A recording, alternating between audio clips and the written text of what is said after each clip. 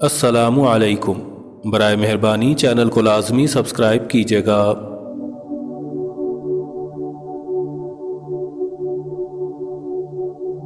میری تحریریں آپ کو کڑوی کسیلی تو لگتی ہوں گی، مگر جو مٹھاس آج آپ کو پیش کی جا رہی ہے اس سے انسانیت کو کیا فائدہ ہوا ہے؟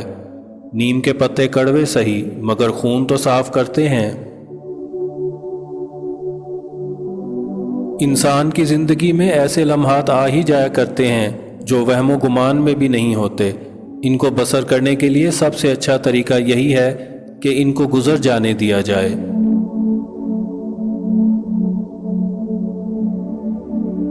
ہیرا منڈی ایک ایسا اندھا کنواں ہے جس کو دنیا بھر کے سیٹھ مل کر بھی اپنی دولت سے نہیں بھر سکتے۔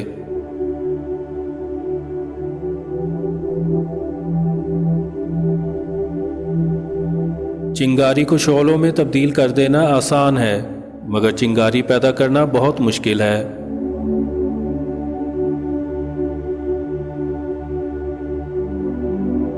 تم غرباء کے مصائب پر ہنستے ہو، مگر تمہیں یہ معلوم نہیں کہ اگر درخت کا نچلا حصہ لاغر و مردہ ہو رہا ہے تو کسی روز وہ بالائی حصے کے بوجھ کو برداشت نہ کرتے ہوئے گر پڑے گا۔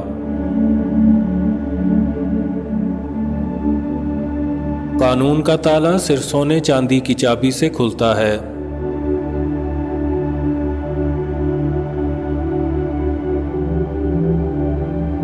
چور نے چینی کی بوری چرائی اور حادثاتی طور پر کنویں میں گر گیا۔ لاش نکالی گئی تو کنویں کا پانی میٹھا تھا، ساتھ ہی قبر پر چڑھاوے چڑھنے لگے اور کنویں کا پانی شفا بخش قرار پایا۔ ہمارا معاشرہ ایک عورت کو کوٹھا چلانے کی اجازت تو دیتا ہے، مگر تانگا چلانے کی نہیں۔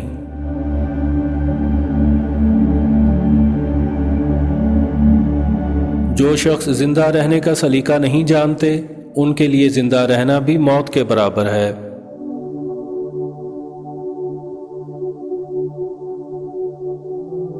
منٹو کچھ روز پاگل خانے میں رہ کر آئے تو یار دوست مزاج پرسی کے لیے ان کے ہاں آئے۔ منٹو نے بہت حسرت سے سب کو مخاطب کرتے ہوئے کہا، بھائیو، چھوٹے پاگل خانے سے نکل کر بڑے پاگل خانے میں آ گیا ہوں۔ انسان اگر محبت ہی کو جان پہچان نہیں سکتا تو میں سمجھتا ہوں وہ حیوان بھی نہیں، کوئی بے حس چیز ہے، پتھر ہے، سڑک پر گرا ہوا روڑا ہے۔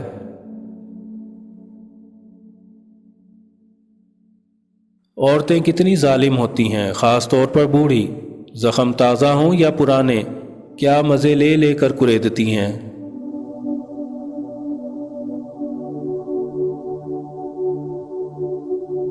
زندگی صرف موت تک پہنچنے کا ایک راستہ ہے اور مجھے اس سے انتہا کا پیار ہے۔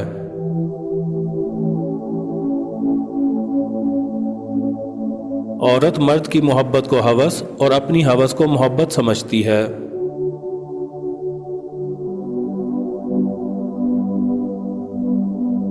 زندگی کے لمحات محسوس ہوں اور حافظے کی تختی پر کچھ نقش چھوٹ جائیں تو اس کا مطلب ہے کہ آدمی زندہ ہے۔